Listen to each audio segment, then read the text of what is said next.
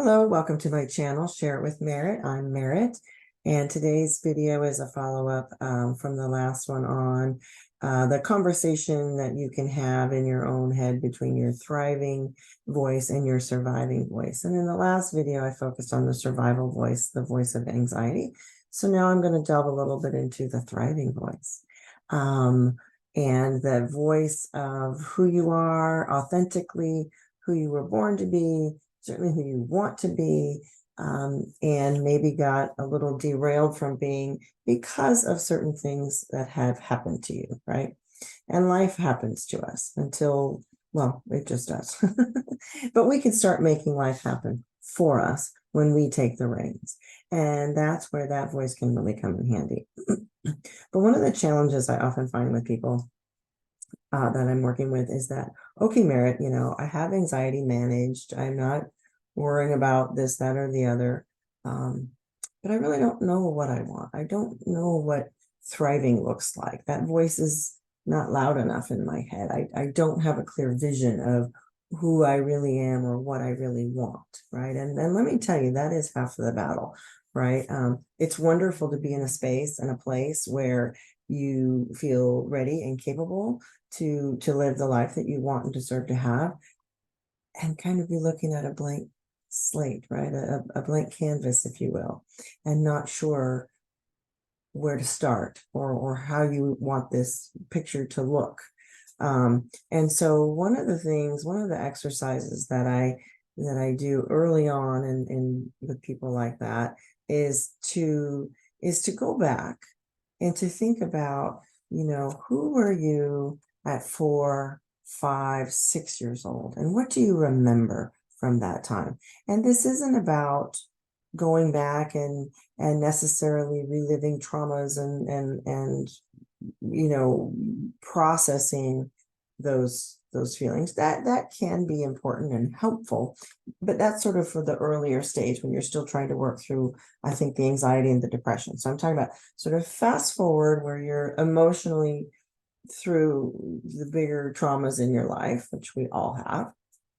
Life is traumatizing, so don't let that word scare you. It's just something we all have to contend with, right? And like in the last video, the anxiety holds on to that. As soon as you're traumatized, as soon as you're rejected or harmed in some way, anxiety goes, the world is scary. Stop putting yourself out there, right? So trauma reinforces that and says, look, we really should be on high alert all the time, right?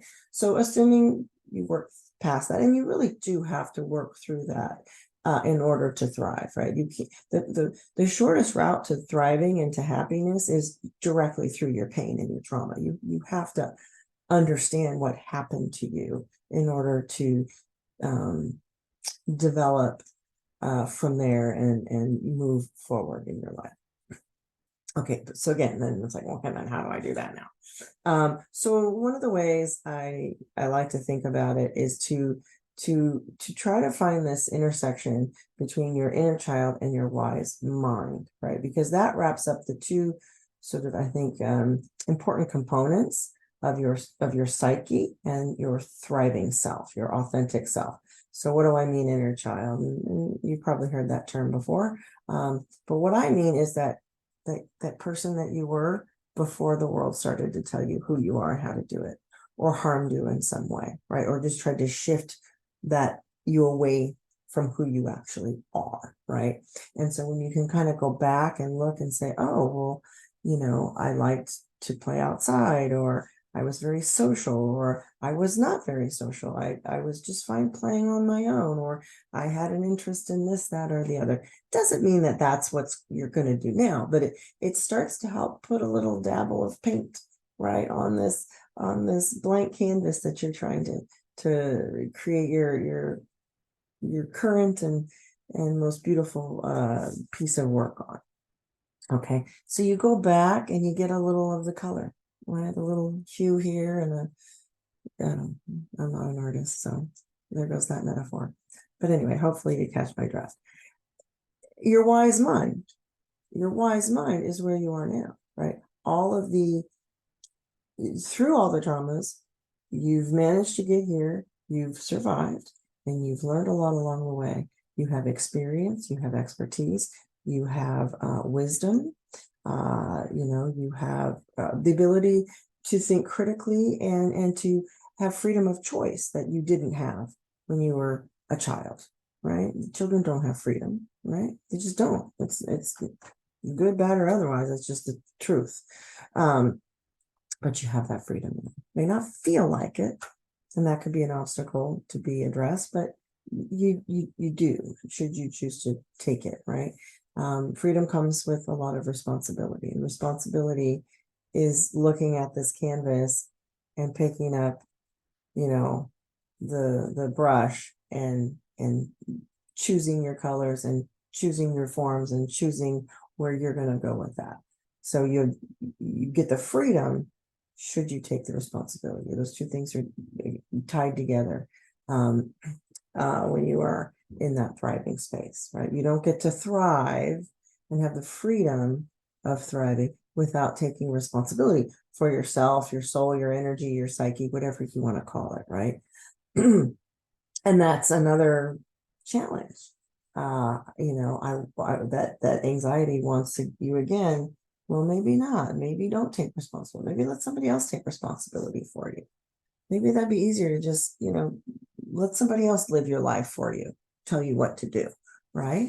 Well, probably, I know I've been there, and sometimes that can look like the smaller things in life, and especially when you have, I can, relate to like the experience of codependent and enabler, right? It was always easier for me to pull back growing up and let other people have their way, right? And so now one of the things that I've had to work on myself is like, well, do I want the freedom? Because then I'm going to have to take responsibility. I'm going to have to say what I want, right? I'm going to have to sit with the discomfort of other people saying, well, maybe I want something different than you.